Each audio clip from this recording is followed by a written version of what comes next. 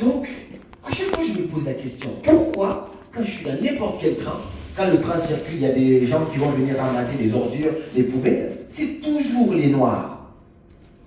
Je me suis dit, est-ce qu'il y a un problème en particulier? C'est parce qu'on est vraiment nul ou bien il y a un problème dans la tête? Mais c'est pas fini. Moi, en particulier, même si j'étais très brillant en classe, la seule chose que j'osais entreprendre comme job, c'était d'aller chercher un job dans le ménage. Parce que dans ma tête, c'était facile. Quand je me posais deux candidatures, entre postuler en tant que réceptionniste, où je suis bien habillé en costume, et bosser en tant qu'homme de ménage, je préférais aller postuler là où on faisait du ménage. Parce que dans ma tête, je suis noir, je ne mérite que ça. Et quand j'ai compris ce constat-là, je me suis rendu compte que j'étais en train de vivre une vie misérable uniquement à cause de mes croyances, parce que ce n'est pas la réalité. J'en ai eu d'autres croyances aussi d'un jeune homme que j'ai accompagné, qui a fini ses études, mais qui manque énormément de confiance en lui. Il vient me voir, on commence à discuter. Il me dit, oui, mon rêve, c'était de trouver un beau job dans une entreprise de technologie, ainsi de suite. Je lui dis, mais l'entreprise est là-bas, postule. Oh, non, non, non, non, non. On ne peut pas me prendre, moi. Je dis, pourquoi? Parce que je suis trop jeune. Trop jeune? Oui. Je dis, d'accord. Si tu es trop jeune, crée ton entreprise. Oh, tu sais, non, non, non, non, non. Moi, je ne peux pas créer mon entreprise. Ici, on est en France, les choses sont difficiles. En plus, je suis noir. Deuxième excuse, je suis noir. Ensuite, on discute. Je dis, mais comment ça, tu es noir? Voici d'autres noirs qui créent des entreprises. Moi-même, j'ai créé mon entreprise. Ouais, mais tu sais, c'est pas facile. En plus, moi, je n'ai pas d'expérience. On finit ça encore, il me rajoute une excuse. Oh, tu sais, en plus, je n'ai même pas d'argent pour commencer une entreprise. Tout ce que je lui dis, il me trouve une excuse. Parce qu'il y a quelque chose qui est bloqué dans sa tête ici. Les croyances sont bloquées. Napoléon Hill disait que if you can dream it, so you can do it. Mais si tu ne peux pas le rêver dans ta tête ici, alors tu ne peux pas le faire.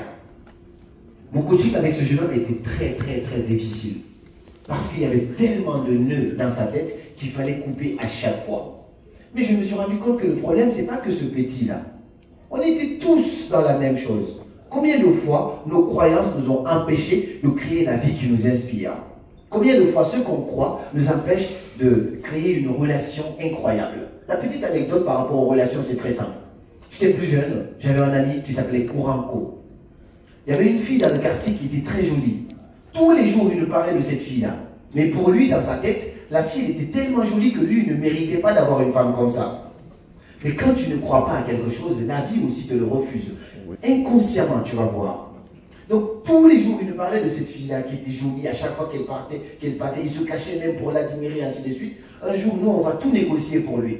On parle à la femme, on dit, tu sais, tu plais tellement à Kouranko, il aimerait tellement que tu sois sa femme un jour, ainsi de suite. La fille dit, d'accord. Elle-même, elle prend le courage, elle aborde Kouranko. En passage. Elle vient voir Kouranko. Alors, ça va? Tes amis disent que tu m'aimes bien, ainsi de suite. Voici sa réaction. Quoi? Moi j'ai dit ça. Non, qui a dit ça même? Il va chercher celui qui a dit ça. C'est-à-dire, tu as demandé quelque chose à Dieu. Dieu a amené ça jusqu'à devant toi. Mais comme tu crois que tu ne mérites pas ça, finalement, Dieu te le reprend à nouveau. C'était l'opportunité unique pour lui de sortir avec la femme de ses rêves. Mais il n'a pas eu. À cause de ses peurs, de ses croyances. Là, on se moque de Kouranko, mais on vit tous les jours. Combien de jeunes en Afrique pensent et croient qu'on ne peut pas réussir ici tant qu'on ne part pas en Occident? Pourtant, on en connaît 10 millions d'exemples ici qui ont réussi et qui n'ont jamais même pris l'avion. Vous en connaissez aussi des hommes qui ont réussi dans le pays sans jamais prendre l'avion. Levez les mains, s'il vous plaît. Sans jamais sortir du pays. Mais moi, je connais des jeunes dans leur tête. On ne peut pas réussir quand on est au pays. Ah, il faut partir là-bas, c'est pour ça qu'on réussit, ainsi de suite. Alors que ceux qui sont là-bas rêvent même de revenir ici, parce que l'avenir, c'est l'Afrique. Vous entendez encore et encore.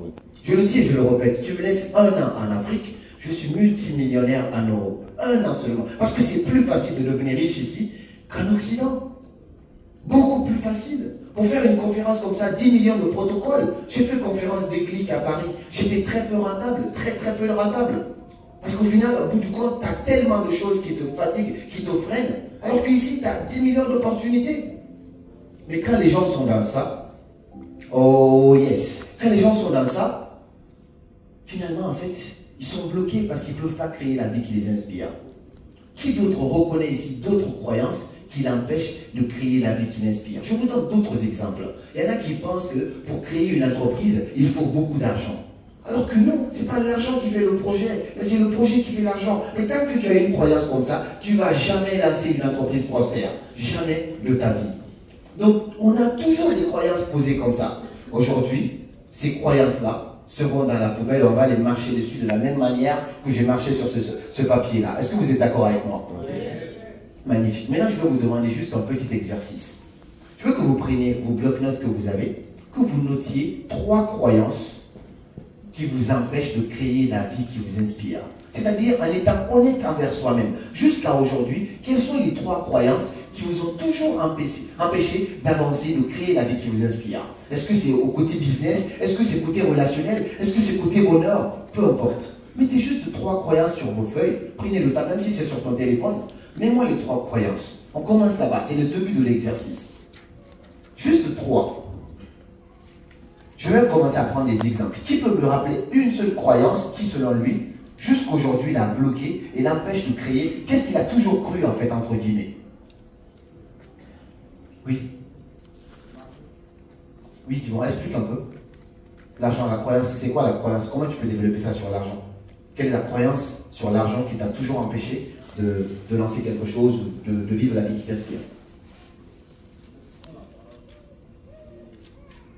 Selon moi, je me dis toujours, pour investir, il faut l'activer. Pas besoin de te présenter, on va gagner du temps. On a perdu un peu de temps.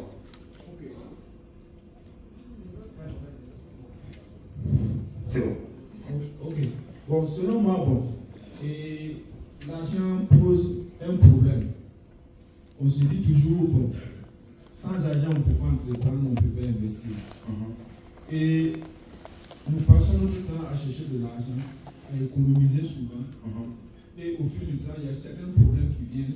Qui ramassent encore cet argent. Magnifique. Si on peut mettre ça déjà par terre, l'argent ne fait pas le projet fait l'argent. Qui d'autre a d'autres croyances limitantes qui l'ont toujours freiné? Je prends une autre dernière personne pour qu'on puisse avancer. Ah.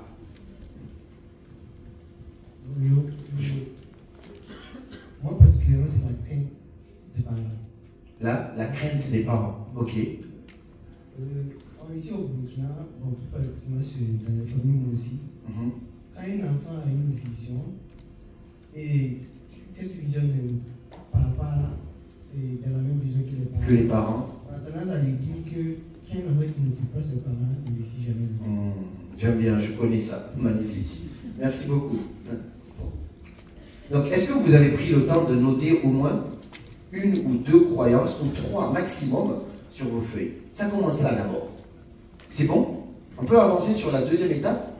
Une fois que vous avez écrit les 3 croyances, je veux que vous mettiez des flèches. Et que vous vous dites, par exemple, quelle est la conséquence de chacune de ces croyances dans ta vie aujourd'hui? Quelles sont les conséquences de chacune de ces croyances dans ta vie aujourd'hui? Ça, c'est un exercice ultra puissant pour briser les barrières limitantes. Donc, je mets une croyance ici, j'en mets une autre, et puis j'en mets une autre. Et ensuite, quand la croyance, elle est là, par exemple, là, là, après je mets les conséquences de cette croyance-là sur ma vie. Là, pareil, je mets des conséquences sur ma vie. Là, pareil, je mets des conséquences sur ma vie. Donc, la première croyance peut être, par exemple, j'ai toujours cru, comme il le dit, qu'il fallait avoir beaucoup d'argent pour lancer un business. Tant que tu es bloqué dans cette croyance-là, tu ne peux pas créer la vie qui t'inspire. L'autre croyance qui veut être là, ça veut dire qu'on ne peut pas réussir quand on est en Afrique, on ne peut pas réussir sur YouTube, on ne peut pas influencer les gens quand on est en Afrique, il faut être là-bas. Deuxième croyance. Troisième croyance, ça veut dire qu'il faut avoir, je ne sais pas, beaucoup d'argent pour trouver la femme de tes rêves, la femme que tu dois épouser, ainsi de suite. Alors que j'en connais d'autres qui ont épousé leur femme et puis ils ont évolué en même temps. Barack Obama en est l'exemple concret.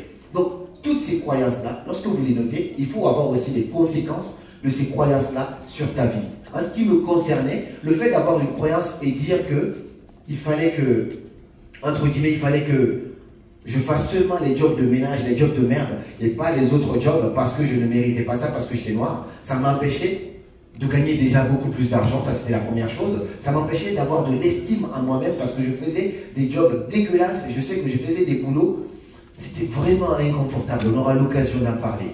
Donc quand tu as les conséquences de ces trois-là, on pourra peut-être avancer sur quelque chose de très puissant tout à l'heure. Je vais demander au DJ de nous mettre une musique. Je vais vous demander de vous lever. C'est la première étape. Et de jouer le jeu avec moi. C'est-à-dire, levez-vous s'il vous plaît.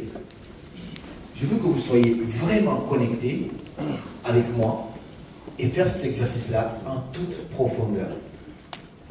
Celui qui fait semblant, tant pis pour lui. Ni IBO. Moi, je te dis ça. Si c'est une insulte, tu prends. DJ? Ok. C'est beaucoup moins drôle. Mais je veux que tu fermes les yeux et que tu mettes ta main sur la poitrine. Que tu fermes les yeux et que tu mettes ta main sur ta poitrine. Tu vois ces trois croyances que tu as notées sur une feuille. Pour ceux qui l'ont noté, bien sûr. Ceux qui ont fait semblant de le noter aussi, tant pis. Mais on va quand même faire cet exercice-là. Que tu prennes ces croyances-là. Imagine les conséquences de ces croyances dans ta vie. À quel point ces croyances t'empêchent de créer une vie inspirante. Regarde juste ta vie. Regarde à quel point tu es limité d'une certaine manière. Regarde où est-ce que tu pourrais te rendre dans quelques années, dans 5 ans, 10 ans, 20 ans, si tu n'avais pas ces croyances-là. Quelle maison de rêve tu pourrais acheter, quelle voiture de rêve, ainsi de suite. Est-ce que tu vois un peu l'imagination, comment tu pourrais être en éclosion lorsque tu te débarrassais de ces trois croyances-là. Mais maintenant, je vais te faire un cadeau. Les yeux fermés, parce que c'est seulement comme ça qu'on est en immersion. Je veux que tu imagines ta vie avec ces mêmes croyances-là. Je vais te dire que dans 1 an, tu seras toujours avec ces croyances-là. 1 an dans ta vie, tu seras toujours ami avec ces mauvaises croyances et ta vie ressemblera à la même chose. Les galères, les difficultés, les confusions, tout ça, ça ne va pas. Dans 1 an plus tard, est-ce que ça te parle? Est-ce que c'est ce que tu veux? Tu peux me répondre par oui et par non en criant. Est-ce que c'est ce que tu veux? Non. D'accord. Mais ça, c'est parce qu'on t'a dit que c'est dans 1 an. Maintenant, imagine, on t'envoie l'information, on vient de recevoir un message, que ces croyances que tu as et les conséquences qu'ils ont dans ta vie, tu vas continuer de les avoir encore pendant 5 ans. C'est-à-dire les mêmes souffrances, les mêmes galères, pas de voiture de rêve, pas de maison de rêve, tu ne peux pas amener ta mère à la Mecque, ni là où on part à l'église, non tu peux rien, ta vie c'est toujours la même chose. Les gens qui te refusent continuent encore de te refuser, les gens qui t'ont méprisé continuent encore d'avoir raison sur toi, pendant 5 ans. Est-ce que c'est ce que tu veux? 5 ans, est-ce que ça fait mal, oui ou non? Oui. Maintenant on vient encore de recevoir un nouveau message, qu'au lieu que ça ne soit 5 ans, aujourd'hui, on est en 2025, c'est-à-dire en 2035, 10 ans plus tard, ta vie ressemble à la même chose. Tu es toujours attaché à tes mêmes croyances. On ne peut pas réussir ci, on ne peut pas faire ça, on ne peut pas gagner ci, on ne peut pas aller là. Tout ça, tu as avec les mêmes croyances. Et les gens qui t'ont manqué de respect continuent encore d'avoir raison sur toi pendant 10 ans, c'est-à-dire 2035. Est-ce que ça fait du bien, ça?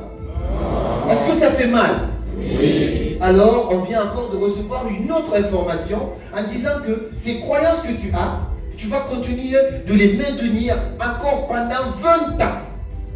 20 ans plus tard, c'est-à-dire, au lieu de 2035, ce sera 2045. Jusqu'à 2045, aujourd'hui, je ne sais pas quel âge tu as.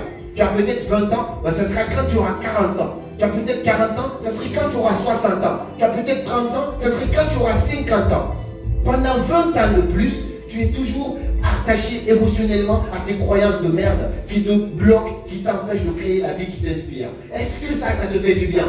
Non. Et bien tu vois cette souffrance-là, essaye d'imaginer encore cette souffrance encore plus grande. Parce que tu n'auras pas réussi à acheter la maison de rêve à ta mère. Tu n'auras pas réussi à sortir tes parents dans la galère là où ils sont là-bas. Là. Tu n'auras pas réussi à faire voyager tes futurs enfants pour les donner une meilleure éducation. Tu n'auras pas réussi à toi simplement mériter et vivre une vie incroyable.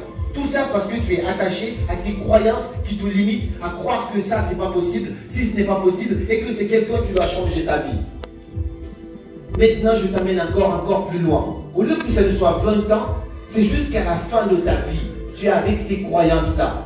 C'est-à-dire toi qui es là aujourd'hui en 2025, jusqu'à la fin de ta vie, Tu vis la même vie, la même chose. Ta vie ressemble à la même. Tous les jours, c'est des galères. Parce qu'il n'y a personne, absolument personne, qui viendra te sauver tant que tu t'es pas débarrassé de ces croyances-là. Tu ne pourras jamais rouler dans ta voiture de rêve. Tu ne pourras jamais acheter ta maison de rêve. Tu ne pourras jamais être une bénédiction pour le monde entier parce que tu es attaché à ces croyances-là. Est-ce que ça fait du bien?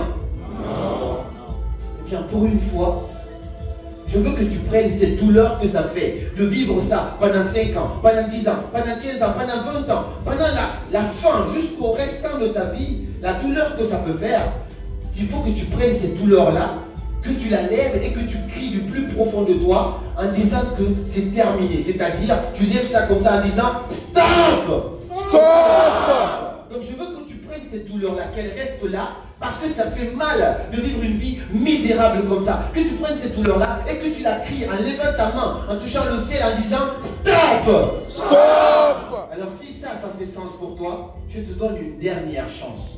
Aujourd'hui pourrait être le dernier jour de cette souffrance-là, tout comme ça peut être le premier jour du restant de ta nouvelle vie. Aujourd'hui, c'est ton éclosion, c'est-à-dire on est dans un monde de possibilités. Rien n'est possible, rien n'est impossible, sauf ce que toi tu crois être possible ou impossible. Si tu penses que d'ici 1 an, tu seras déjà multimillionnaire, alors tu peux le faire. Mais si tu ne penses pas pouvoir le faire, tu ne pourras pas le faire. Aujourd'hui, tu as l'opportunité de vivre une nouvelle vie, une vie inspirante, une vie qui a du sens et être une bénédiction aussi pour des dizaines, des milliers, voire même des millions de personnes. Si ça fait sens pour toi, je veux que tu te lèves et que tu regardes quelqu'un à côté de toi et que tu lui fasses un câlin et que le DJ nous augmente le volume parce que ça, c'est un câlin de libération. Faites un câlin à quelqu'un qui est à côté de vous, s'il vous plaît. Faites un câlin et veuillez vous applaudir, s'il vous plaît. Un câlin, faites un câlin à tout le monde, s'il vous plaît. Un câlin de libération, s'il vous plaît. Un câlin à chaque personne à côté de toi. Faites un câlin. D'accord. Génial, génial, génial, génial, génial.